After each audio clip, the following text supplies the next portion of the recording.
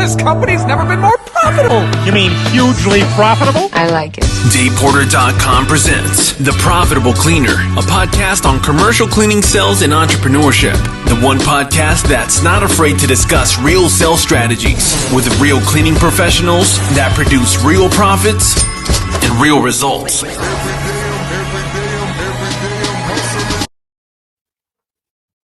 All right, everyone. Welcome back to the Profitable Cleaner podcast. I'm super excited for today's guest because he's got so much experience when it comes to janitorial and just a really good pulse on the cleaning industry. Dan, thanks for joining me this afternoon, man. How you doing? Very good. My pleasure. Thanks for having me, James. Yeah, absolutely. So we got the one and only Dan Lindsay here. Dan, for simple introductions, man, for people who might not know who you are or what you do, why don't you just give us some background on who you are as a person, Dan, kind of your experience within the industry and what you're currently doing. Sounds good.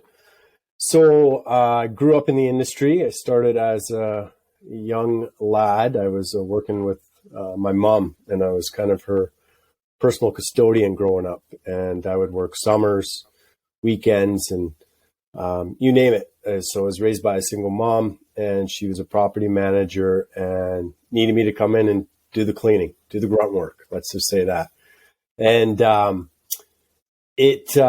did that till I was probably about 18, and then got into the bar business and went to school and stuff. And then somehow just fell back into the business. And it was like, I had a little resentment towards it because I did it so much growing up, and and it was always something I had to do in my spare time. And I just wanted to go and hang out with buddies and stuff like that. But little did I know, it kind of bred me for what my future held, right? So the last 17 years or so, I've been in the cleaning business.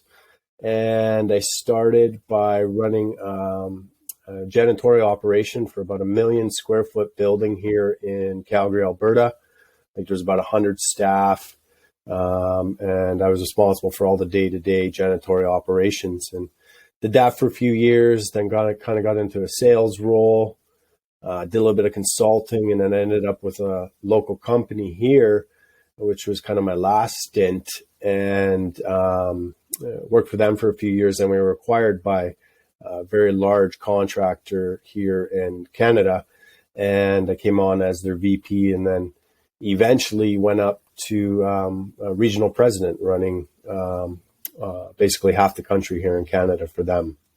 So I like to say the business is in my blood.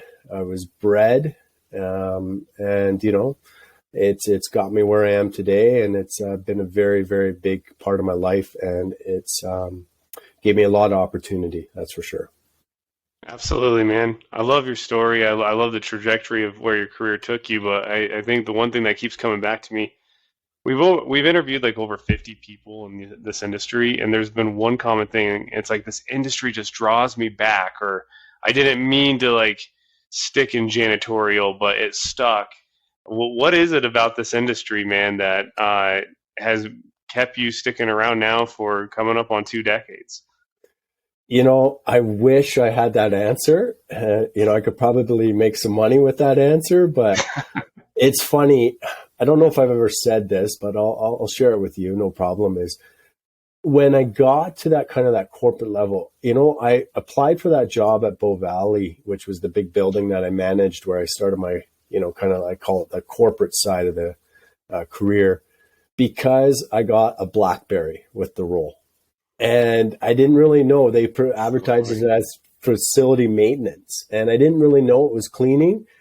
And then I did the interview and stuff and went into it, and I excelled, and I felt really good at it simply because I had all that upbringing with my mom. And it just pulls you back. It's a people industry, and I think it's you love it or hate it. You've got the wherewithal to stick through it. And it's a great industry, and people can do very, very, very well in it. And it's a necessity, right? So it's always going to be around. And I think it's always going to draw, a lot of great people to it as well. Man, those old school Blackberries, those were all the hotness back in the day, man. Yeah, Everyone Everyone wanted those. That's funny. Yeah. No, I think that's well said, man. It is a people business. Although cleaning's the end result, people's really what generates it and makes it go, which is why I love it. I love the people of it. Dan, I have to ask you because you have such a unique experience seeing like kind of the corporate side of things, and then obviously you've seen it at the smaller scale side of things. Very blue collared industry, a lot of hard workers. When you're president of a corporate entity, you're running national accounts and overseeing operations at that scale. I mean, how different is it? I think a lot of people listening here, they're janitorial owners, maybe do a couple $1,000,000 a year, maybe they're just starting out. It's hard to envision what corporate janitorial looks like. Can you just give us some insight into what that world is? Sure. I think the best way to put it is you begin to work on the business rather than in the business. There you go. And I think that's the best way to sum it up. If I gave an example, was when I was shifting into those more executive roles with a big corporation, I had to look at it differently. I wasn't, I wouldn't say involved as much, but I definitely wasn't out on site as much, wasn't seeing, customers as frequently as I used to. And I missed a lot of that part of the business because frankly, I had teams, very, very well experienced, high performing teams that would manage the day to day, right? So you look at strategy, you look at, short term, long term, where you want to go. You focus on building high performing teams. You focus on your culture. How do you, drive culture all the way down so that you're hitting frontline staff? And again, you just look at the business entirely different. So I'll bring it back. It's, working on the business rather than in the business is the biggest difference. I think that's great. And I think that's like kind of like one of those note-taking instances within the podcast is so many business owners continue to like just try to like white knuckle it through by working in the business. And it's hard to make that transition, frankly speaking, to work on it. You touched on something though that it keeps coming up podcast after podcast, and I think it's not talked about enough in this industry. I know our good friend Jared is really big on this out there in Canada, and that's culture. And you were talking about moving culture forward to the frontline workers and all of that. How do you, I don't think that's given enough respect in the janitorial industry. I think there's some companies that do it really well, and I think there's some companies that just view their employees as a transaction, as labor. How do you move culture forward, and how do you what are some things you've seen that breed a successful culture? Well, I think, especially, in an executive level, the reality of it is you're not the guy or the girl. The team is everybody, right? The team is the pulse, the heartbeat of the organization. The team is what makes it happen. So, I like to say, my philosophy big time was servant leadership. I'm there for the team as a leader. I'm there to ensure that the team is successful. I'm there to ensure that they have the tools they need. I'm there to fight for the team when need be. I'm there to defend them. I'm there to incentivize. I'm there to ensure that their contributions are acknowledged, right? So servant leadership is always the way to go. Frankly, it's the only style I know. It's the only style I preach. And as long as you know that that's your main focus and you're there to serve the team, I think naturally you develop a good culture. There's another saying I like to say, and it's, culture before strategy. If you focus on culture before your strategy, naturally when you focus on that culture and you build an organization that has a high performing culture, the strategy will unfold. You will gain followers, you will gain trust, you will gain buy into your vision, and the team will take it in the direction that the organization needs to go, or the direction you want your strategy or how you want your strategy to unfold. So I think that's another thing to keep in mind, is that culture before strategy. Culture before strategy. I love that. I've never actually heard it phrased like that, but that makes absolute sense when you kind of put it into those words. I'm curious here, Dan, someone that has kind of seen all sides of the industry and the business. Um, what do you think like if we have a business owner, a janitorial owner, again, maybe he's trying to do his first million, or maybe she's trying to do her next 5 million, but they're bumping their head up against that wall, that janitorial wall of growth.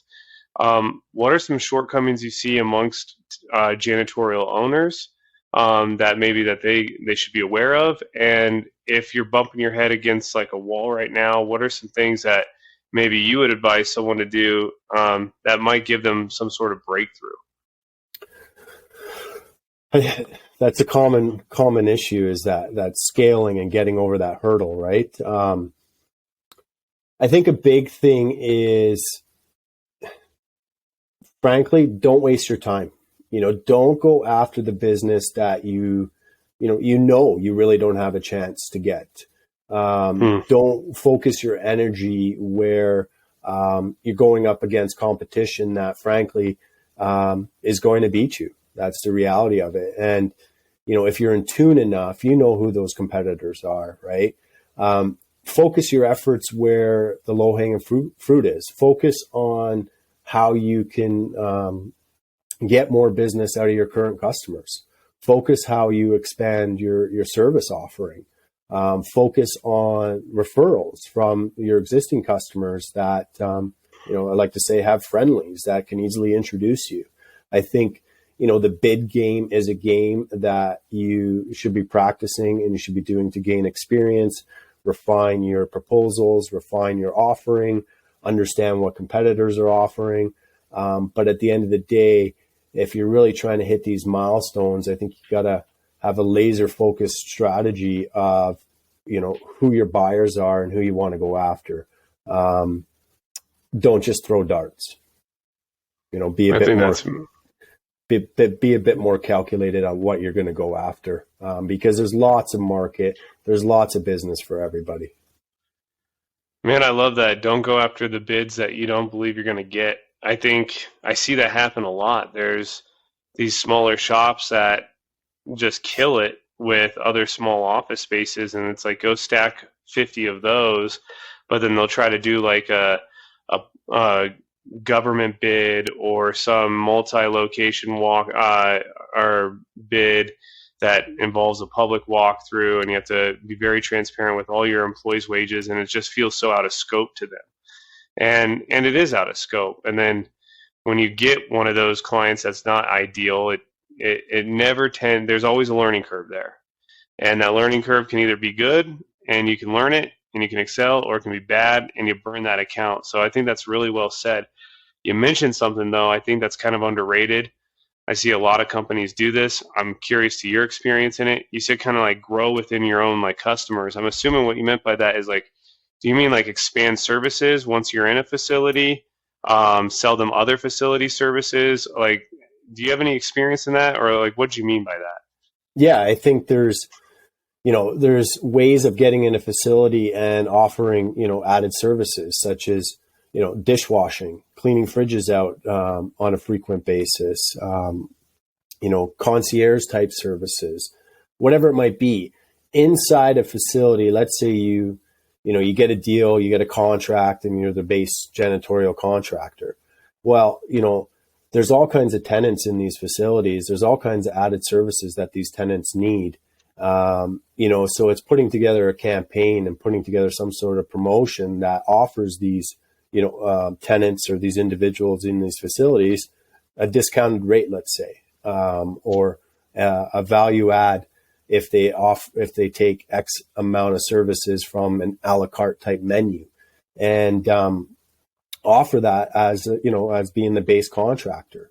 Get your client on board to help promote you as well to the tenants when they need services. There's move-ins, there's move-outs. So there's, you can get anywhere from, 30 to 50% of your contract revenue out of the building with just added services. Obviously, That's dependent on the dynamics, tenant mix, etc. But, every contractor or cleaning business should have some sort of strategy to, get more business out of their contracts and have a good idea. Well, if this contract's, $100,000 a year, I can get another $30,000 a year out of it just by adding extra services. So you can also tighten up your game a little bit when you go in your bids and your proposals, if you're going to get that added service out of it, and it helps out with the overall margin, of course.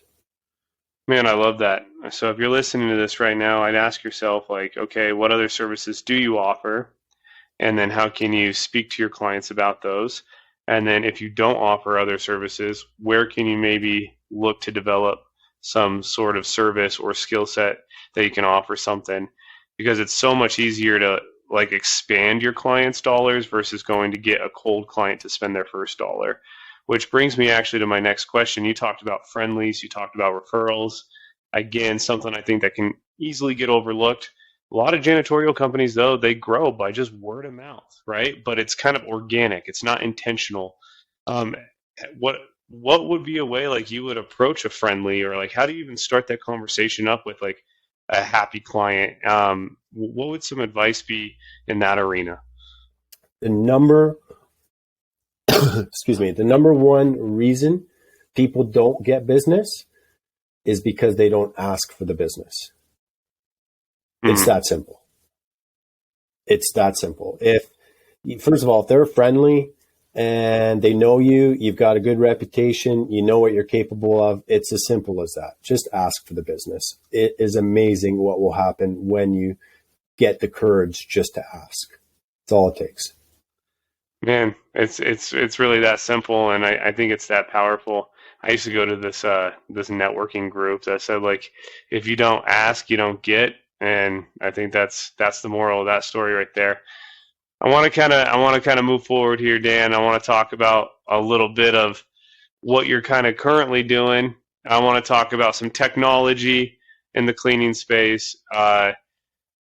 You got a lot of cool things going on right now. And you were the first person to actually bring this term to me, touchpoint cleaning. We're going to dive into more about what you do, but let's just start there. When I say touchpoint cleaning, what does that mean? And for those listening that have heard it, but they don't know what it is, explain that for us. Yeah, I think the simplest way to put it is any surface that is touched by a human on a high frequent basis. So that could be door handles, railings, fridge handles, microwave buttons, tables, chairs, dispensers, faucets. It's endless what touchpoints are. The cleaning side of it is any one of your listeners would understand what touchpoint cleaning is, especially with what we've just been through with the pandemic. It's headlined, it's front of mind, and it's a responsibility. And, I like to say it's become a safety risk, and that's the reality of it. And any cleaning organization is doing touchpoint cleaning today as a part of their cleaning regime. There's no question. So I know it's like an industry term, but I think we actually spoke to you about this. I think there's using the term and saying, hey, we do touch point cleaning, and then there's a way of actually implementing like a valid system of touch point cleaning. How do you know? We have facility managers that listen to this podcast, for instance, and they work with cleaning vendors, and they say, yeah, you know what, we run off this touch point cleaning system, blah, blah, blah. How do you know that it's actually being implemented? How do you measure it? How do you monitor it? Like, talk to me a little bit about the actual execution of it. I think for me in particular, when we were in the height of COVID and I was in the janitorial world, that was the number one question we got, from our customers was, how do we know touch point cleaning is being done? And frankly, I think it was a very fragmented, broken process. There was no real process. It was Well, I know that day porter 1 is in the lobby area at this time of day, and he would have hit these spots, or this checklist is complete so that we know it's being done. Frankly, there is just no unified system out there today to really manage it. It's basically an honor system, and it's great to have that trust in the relationship. And I'm, not to say that contractors are, cheating the system, let's say, or not performing up to standard, but there really is no tool or no way to audit it unless you're talking to myself. There you go. Yeah. Well, let's talk about that a little bit more. So talk to me about Surety Tech. Kind of talk to me about the software that you're starting to roll out, and kind of how what you're doing now that's kind of holding like contractors and cleaning staff accountable. Yeah. So I knew there was a hole. I just didn't know how to solve it and how to, kind of solve this problem. So we have developed technology and a system that will allow any facility to be able to audit, manage, and track touchpoint cleaning. Our app is basically software or system that's designed to kind of create areas within a facility. Inside those areas, you're able to assign X amount of touch points, whatever that number of touch points might be. Then from there, you're able to create an automated random sampling that will say, okay, let's check these, 5 touch points out of this area. And let's assume that these 5 touch points are in a lobby area, for example. So you'll be able to go mark these areas. You'll be able to take an image. Then you'll be able to upload this all into the app. You'll be able to, you can walk away. The cleaners will come in, do their thing. And then you'll be able to go back in, open up the app, look at these images, and compare picture to picture to ensure that these touch points have been cleaned to standard. From there, we're now able to kick out a score and provide a score for the entire site. So we're able to say that this score or this site is performing at an 85% on their touch point cleaning. In addition, we're able to kick out more analytics that says, these are your higher performing areas. These are your lower performing areas. This is how many touch points have passed in a given amount of time. This is how many touch points have failed. This is how many touch points have been checked in total. And now we've got a real way to put tracking, analytics, and manage touch point cleaning without any question. So it changes the narrative and it changes the conversation on what's actually happening from a touch point cleaning perspective in any facility. Absolutely. And I just think it adds another level of accountability. And one of the biggest selling points, I think, for any cleaning company is how accountable are you once you're working with that client in their facility. Dan, I'm going to just ask you kind of a random question here about the technology itself. Can it produce a report of any sort? So there's a report and there's a non-compliance report that's produced. So basically any area that's done and any touch point that doesn't meet compliance, generates a report that can be emailed, text, sent to internal team members for corrective action. In addition to that, there's live dashboards on the app itself. So it's all the dashboards are updated in real time. You're able to see the last 7 days of frequency, where your score's at by each area or by the site entirely. So the 2 dashboards provide all the reporting that's really needed in addition to the non-compliance report.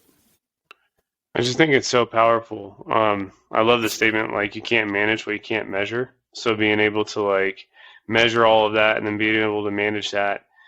So whether if you're a facility director listening to this, obviously this is a no-brainer to have in place if you have contractors or cleaning staff within your building. But I guess, Dan, my question to you too would be if I'm a janitorial owner and I'm you know what, this sounds like something I need so I can hold my own staff accountable, and I could almost use this as almost like a transparency type deal to my clients. Could it be used like that? Seeing like a cleaning company holding their own staff accountable and then reporting that back to their client? Absolutely. I think there's a lot of value there for a contractor. If I put on my contractor hat, may it expose me a bit? Sure, but I'm okay with being exposed because I'm confident in our operation, right? Furthermore, I can use that as a training tool to help, with my lower performers, let's say. Secondly, I can use it as an incentive tool from a gamification standpoint. And I can now reward our team or our higher performers.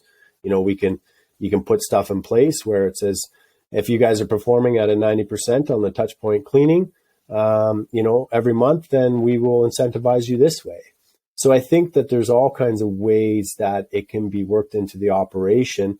For the more forward thinking contractors, I think that they can use this as a value add to their clients and definitely separate themselves from the competition by standing and backing the service that they do offer and being more transparent and open, which is the way of the future. We all know that. I mean, absolutely, it is the reality of it.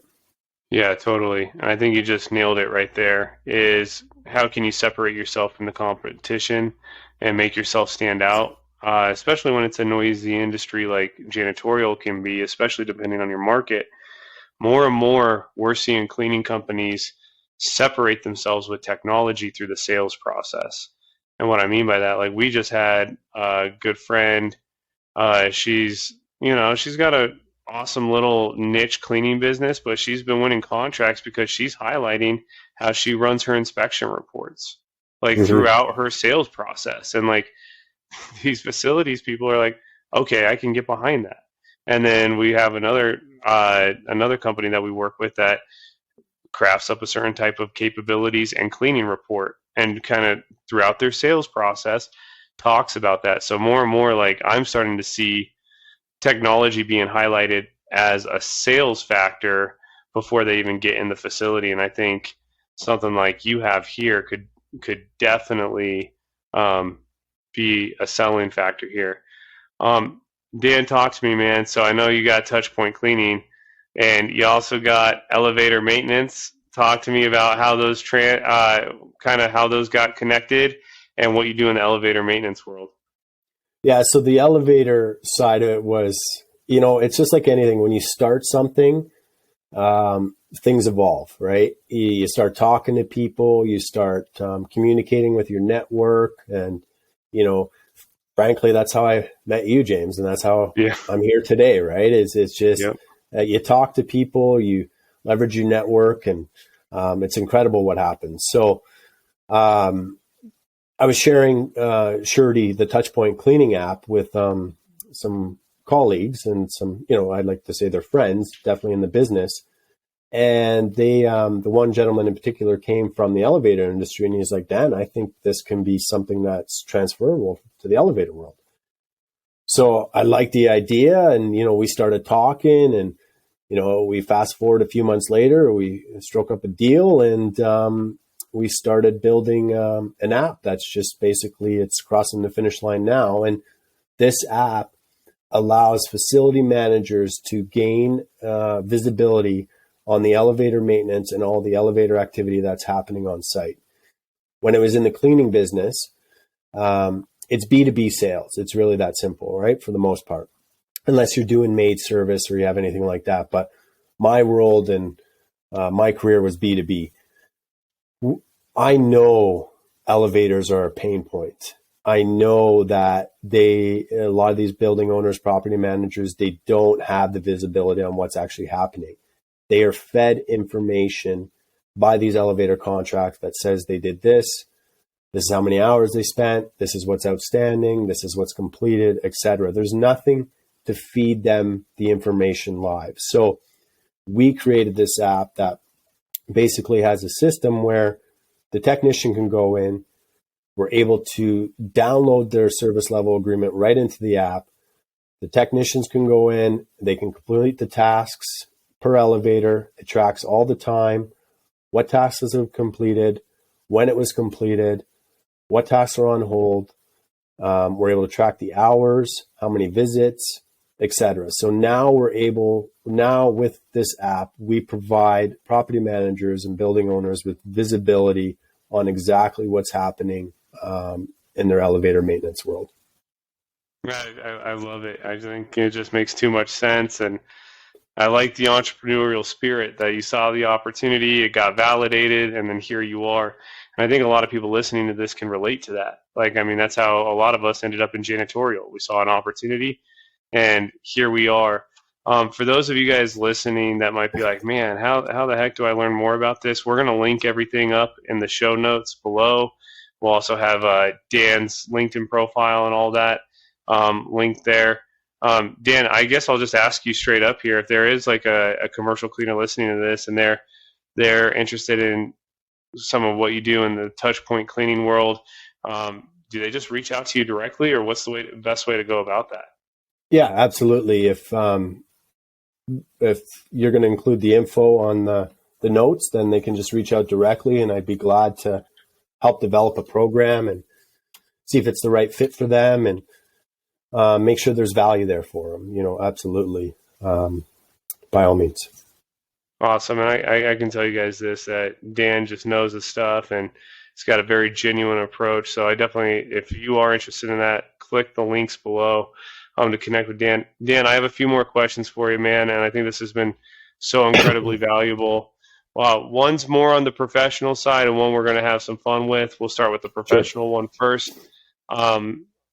If you're, what advice, what's one, or maybe just one big piece of advice you give to that janitorial owner right now that's trying to break to their next million mark? We always hear it in this industry. I'm trying to get to my next million in revenue. I'm trying to go from 1 million to 5 million. That breakthrough of growth. I know you had mentioned, don't waste your time earlier. But like, what's one thing that you think like every janitorial owner should be investing in or should be doing to really achieve that growth? Just keep grinding. If you are authentic, you can stand behind your service. You do the job to the best standards you possibly can. You got a good team. It will come. It will come. And just be authentic and be yourself and just keep pushing. And if you want it, it's like anything in life. If you want it, it will happen. And that's the reality of it. It's sometimes it happens faster. Sometimes it takes a bit of time, but just keep on going. If you believe in it, you got the passion, it will happen. I love it, man. I think that's absolutely true. And yeah, just keep going and don't give up. We had one guy on our podcast. He ended up doing like $15 million a year in revenue, and he's like, my first million took me 7 years to get. And but after, it's always the hardest. Yeah. Yeah. And he talked about it. It's like it was my hardest million to get, and then I grew by 5 million every 2 years after that. That's just how it goes. So keep going. All right, last question for you here, brother. So I got a white box and a black box, random questions in each. You've never read anything in either of these boxes. Which box would you like to choose a random question from? Black. Okay, man, 90% of our audience always picks the black box. It's funny. All right, so this is funny. This is actually really funny.